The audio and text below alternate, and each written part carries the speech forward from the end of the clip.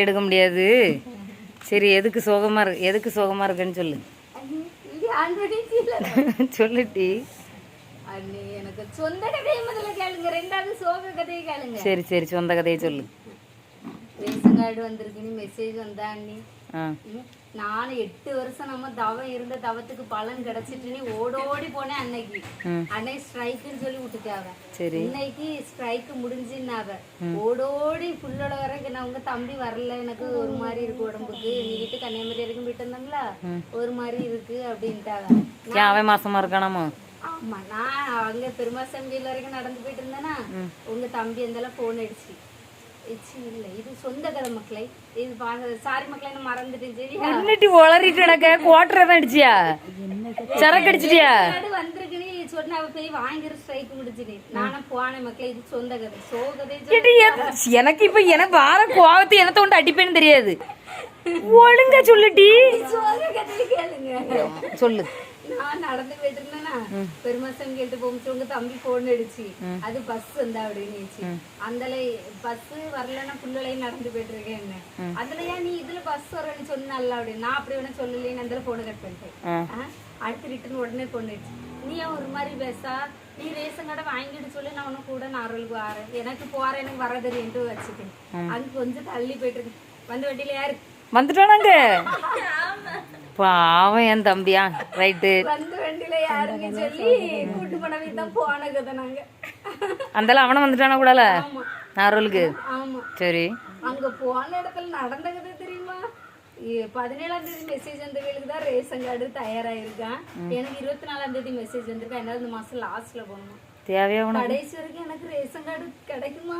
அது சந்தேகம் தான். இதுதான் நாங்க வந்த கதை. அது போட்டு ஆனா நீ இந்த பையன் கூட பைக்ல போனக்கு நீ பஸ்லயே போயிருக்கலாமே. உன் மாப்பிள்ளை வண்டியே ஓட்ட தெரியாது, இவனை நம்பி டவுனுக்கெல்லாம் எங்க கூட்டு போறா? ஏத்த குட்டி மாலக்கண்ணு நோயா அப்போ உன் மாப்பிள்ளைக்கு? ராத்திரி மட்டும் நம்பி போவேன். ராத்திரி நான் பின்னாடி இருந்தோம்னா உங்க தம்பி அப்படியே மண்டைக்கு கிறுக்கு ஏறி. சரி, சோக கதை அடுத்து. காலையில ஒரு கதைக்கு போனியாம, அந்த கதை என்னாச்சு? அது பெரிய கதை. அதை சொல்லு. அதுதானே முக்கியமான விஷயம். கேள்விப்பட்டேன் பேருக்கான்னு, அதை சொல்லு. போனேனா? எங்க போனேனா? ஆஸ்பத்திரிக்கு போனேனா? எந்த ஆஸ்பத்திரிக்கு போன? கன்னியாகுமரி சிகிச்சைக்கு போனேனா? சும்மா நான் இப்ப செத்துருவோம்டி. நான் ஏற்கனவே மணி எத்தனை மணிக்கு வந்திருக்கேன்? மணி எத்தனை? நேத்து உங்க தம்பி சொல்லிச்சு போமான்னு. அதனால நேத்து ஒருக்கா வேண்டான்னாவ, ரெண்டாவது ஒருக்கா ஆட்டு போவன்னாவ. நான் அதுக்கப்புறம் சொன்னேன் நாளை பின்ன ஒரு நாள் நீதான் சொன்னா அதனாலதான் நான் வந்தேன், நீ என்கிட்ட சொல்லக்கூடாது. நீ எதுக்கு அப்படி சொன்னப்போ உனக்கு 3வது குட்டி போட ஆசை இருக்கோ? அப்படி சொன்னா அந்த தம்பி சொல்லிச்சு ஆமாண்ணா சொல்லுவேன், அப்புறம் நல்லா இருப்பேன்னு கூட்டு போட்டான்.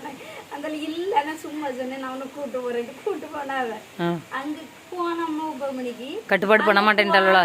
பண்ண மாட்டேன்டா. என்ன எதுக்கு? ஆமா, நீ பேஷண்ட் தான், இத்து போன பேஷண்ட். என் தம்பி என்னனாலும் உனக்கு வாழ்க்கை தந்திருக்கான். என்ன சொல்லி கட்டுப்பாடு பண்ண மாட்டேன்னா? பண்ண மாட்டோம், அதை இல்லாம உனக்கு பண்ணவே மாட்டோம் அப்படின்னு.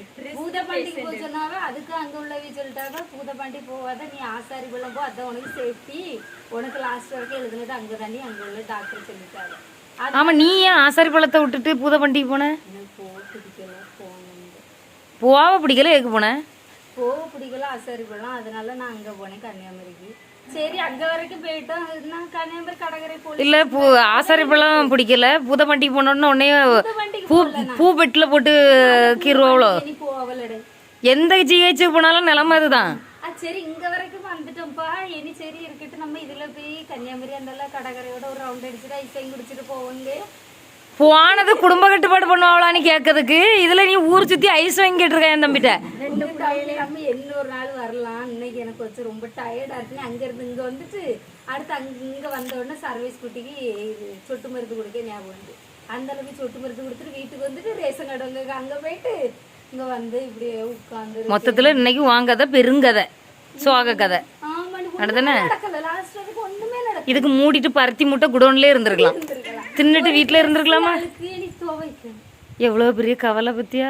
எல்லாரும் ஒரே நைட்டி அதான் துணி மாத்தாம இருக்கு. நீங்க வர கேவலம் எடுக்க வீடியோல எல்லாம் ஒரே நைட்டில இருப்பா.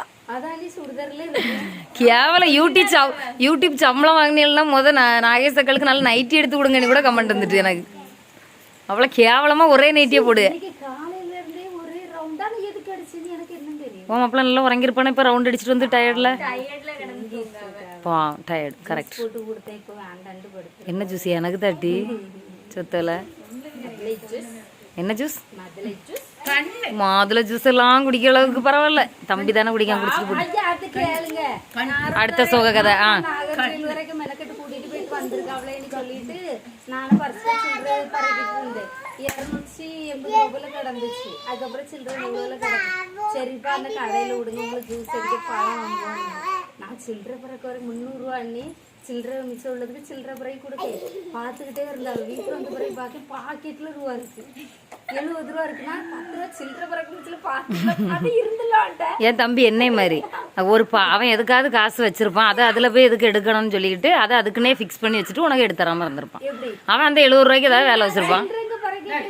பார்த்துட்டே இருந்தாங்க. நானும் பறை கொடுத்து சாப்பிட்டு ஆனா இருந்தாலும் கல்லஞ்சக்காரன் தான் பத்தியா. ஆனா அவன் தானே ஏன் இப்படி ஒன்னே பாவம் பார்த்து வாங்கி தரணும், நீ அவனை பாவம் பார்த்து வாங்கி கொடுத்தா? இங்க வந்தவரை பாக்கெட் பாக்கி ரூபா இருக்கு, ஆனாலும் இப்படி இருந்துச்சு. இல்லப்பட சில்லறை பறக்கணும்ல, வந்தா அவ்வளவு ரூபா, வரலன்னா வந்துருப்பேன். வந்துடலான்ட்ட இருந்துல்ல. நல்ல தம்பி, இவனை நம்பி நீ பேருக. இவனை நம்பி போனது தப்பு இல்ல, கவர்மெண்ட்டை நம்பி இன்னைக்கு ஊர் ஊரா சுத்தி இருக்க நீ. பெட்ரோல் செலவு மிச்சம். அங்க இருந்து கலெக்டர் ஆபீஸ் வரைக்கும் போய் எதுக்கு போறா?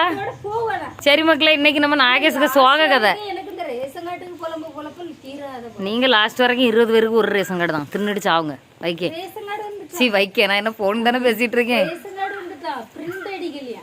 பிரிண்ட் நீங்க அடிங்க பிடிச்சு வச்சு. என்ன அறிவு பத்தியெல்லாம் ஆசாபதி அம்மோ. நீங்க பிரிண்ட ஒழுங்கா அடிங்கன்னா அவளை மாதிரி பிரச்சனை இல்லாம அடிங்க பிரிண்ட. ஐயே நான் நர்சக்கிட்ட பேச சொல்லி என்ன ஆக போறேன்னு நல்லா இருப்பா நீ என்னவா ஆயிட்டு போ. இன்னொருக்க புள்ள பக்கக்கு மட்டும் இந்த வீட்டுல நீ இடம் வச்சிடாத சொல்லிவிட்டேன். கஷ்டத்தோட கஷ்டமாக்கா நீ ஆசாரிகளும் ஒரே ஊருக்கு எனக்காண்டி நீ மட்டும் குடும்ப கட்டுப்பாடு பண்ணதுக்கு நர்ஸ், நீ குடும்ப கட்டுப்பாடு பண்றதுக்கு நான் வீட்டுல இருக்கவன், நாட்டுல இருக்கவன், ஆஸ்பத்திரியில இருக்க எல்லாரும் ஃபீல் பண்ணவன் நல்லா இருப்பானி பண்ணிருந்தீ. ஆனா உனக்கு பிரசவம் பார்க்கவே தூக்கில தான் தொங்கணும். அதை விட மேல ஒன்னே தூக்கி செமந்துட்டு இருக்கானே என் தம்பி. இதுக்கு முன்னாடி டைவர்ஸ் தந்திருக்கணும். அவனால செமந்துட்டு இருக்கான். அவன் கெட்டின பாவத்துக்கு நாங்களும் அவன் பின்னாடி தெரியும் தெரியுமா? இதான் மக்களே பெரிய கதை, சோக கதை. மக்களே இவளுக்கு என்ன டெலிவரி ஸ்டோரி வேணுங்கிறவங்க மறக்காம கமெண்ட் பண்ணிட்டு போங்க. கண்டிப்பா நான் உங்களுக்கு இதை பக்கம் பக்கமா போடுவேன். Okay, tata, by.